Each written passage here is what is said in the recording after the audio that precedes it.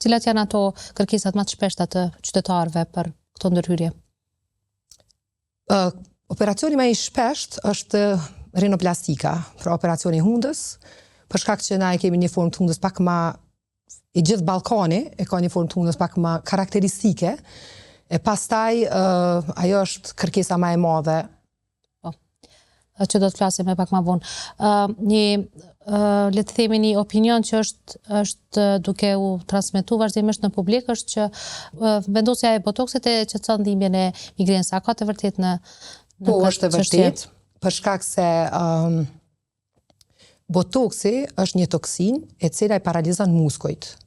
Edhe me këtë rast, në momentin që i paralizon muskujt, ajo nuk lejon që në momentin që je në stres, në momentin tash ka arsye të ndryshme çka e nxisin migrenën. Nuk po flasim edhe për atë pjesë, po unë pak a shumë po e preki për çka bëhet, domethënë edhe aplikimi i botoksit, dhe në momentin që ti i relakson muskujt, domethënë i bllokon muskujt, edhe nuk ka vazhdimisht presion edhe shtrëngim të muskulit në ato pjesë, atëherë normalisht që në këtë mënyrë migrena nuk është e mundur të arrihet.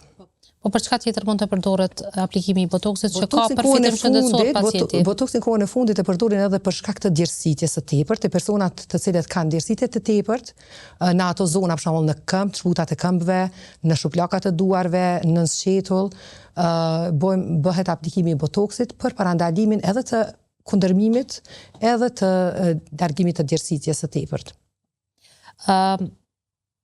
Çfarë roli ka mosha edhe rëndësia e moshës tek ndërhyrjet estetike? Për pacientin nuk ka ndonjë problematik, mirë po për ne është normalisht që personi më i ri në moshë e ka lëkurën më elastike, më kualitative, dhe për atë arsye për ne është më e lehtë qasja, çfarëdo operacioni që të ketë, sepse kur është lëkura më kualitative, atëherë edhe operacioni nuk është më i vrazhtë edhe më i ashpër, po është më e thjeshtë për me u qasë për ne. Edhe rezultati është shumë më i mirë se sa te një pacient për shembull që e ka një lëkurë të thatë, një lëkurë jo elastike. Mirë po, ka operacione të ndryshme të cilat për shembull facelift ose ngritja e vetullave ose neck lift, tërheqja e qafës, ato për shembull nuk mundemi me realizu në moshat e reja, dhe unë nuk i realizoj faktikisht te pacientat cilët kërkojnë facelift, po pavarësisht kërkesave të tyre, unë mundohem që çdo herë me qenë shumë transparente me pacientat, edhe në diçka që nuk ja bëj vetës, nuk ja bëj edhe pacientit, edhe nëse e kërkojnë shumë. Mundohem me ngulm që domethënë të qesin shëndetin e tyre para... Që shëndeti është para së gjithash.